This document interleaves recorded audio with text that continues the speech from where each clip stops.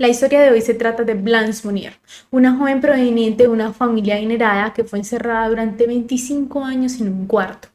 Ella nació el 1 de marzo de 1849 en Francia.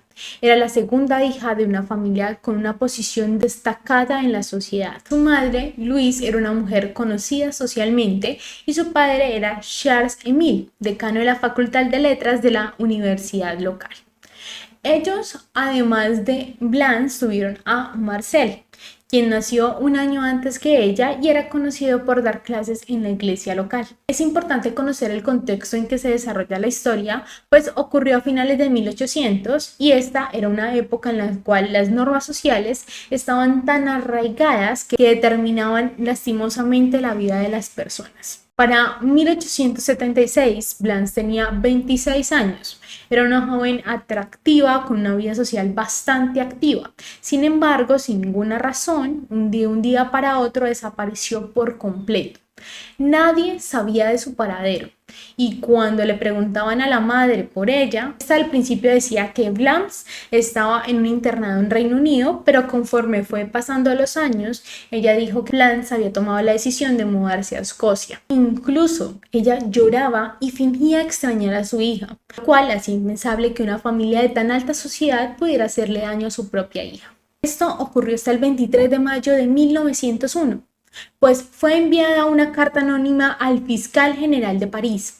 Allí revelaba la verdad detrás de la familia Monnier, pues informaba que dentro de la mansión Monnier se encontraba encerrada una mujer. Al principio el fiscal tenía sus dudas de lo descrito en la carta, ya que se trataba de una de las familias más respetadas de la sociedad que contaban con una reputación impecable. Aún así, el fiscal decidió investigar, lo que a las 5 de la tarde de aquel día fue enviado un comisario de policía a la mansión Monnier. Cuando revisaron las habitaciones de la primera planta no encontraron nada, pero en la segunda planta encontraron una puerta con una cadena gruesa y un candado, por lo que las autoridades exigieron que les abrieran la habitación. Las personas que estaban presentes describen que al abrir la habitación salía de allí un olor putrefacto, que incluso los agentes luchaban para contener la respiración, pues este olor les provocaba náuseas. Una vez la puerta se encontraba completamente abierta, la policía rasgó las lonas que cubrían la ventana, lo que hizo que la luz entrara a la habitación y revelara lo que había allí.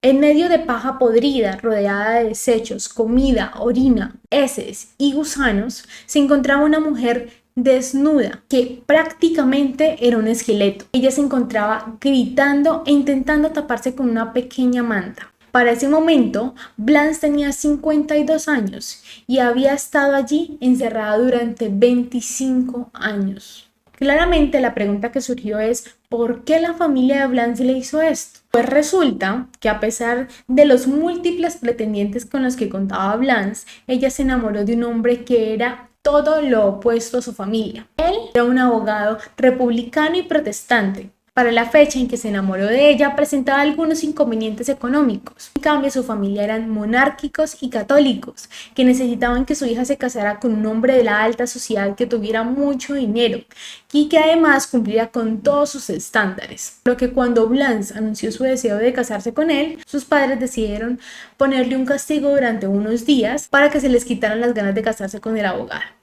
Pero el castigo duró 25 años. Blanche fue trasladada a un hospital donde se revelaron las terribles secuelas de su cautiverio. Estaba mental y físicamente devastada. Louise, la madre de Blanche, falleció poco después del descubrimiento y Marcel, el hermano de Blanche, fue llevado a juicio en donde recibió una condena leve de 15 meses de prisión. Blanche pasó el resto de sus días en un hospital psiquiátrico donde nunca pudo recuperarse del trauma y falleció el 13 de octubre de 1913. Su historia se convirtió en un triste ejemplo de crueldad familiar y de cómo las normas sociales de esta época podían destruir vidas completas.